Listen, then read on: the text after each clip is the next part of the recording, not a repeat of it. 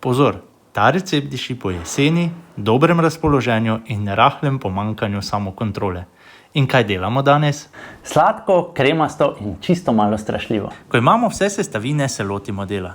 Začnemo s podlago, mleti keksi, malo cimeta, sladkorja in stopljeno maslo. Zmešamo, stresemo v pekač, dobro potlačimo in spečemo. Sledi glavni junak, pečena maslena buča. Stresemo jo v mešalnik in spasiramo v gladek gost pire. Zdaj pa krema, kraljuje ji kremni sirni namaz. Dodamo sladkor, žlico začimb in bučni pire. Premešamo, da dobimo svilnato zmes, polno jesenske topline in naravne sladkobe.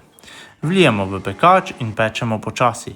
Potrpežljivost se tukaj res splača.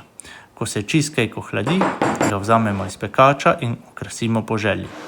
Stepena smetana in čokoladne kroglice bodo pika na i popolne za bližajočo se noč čarovnic.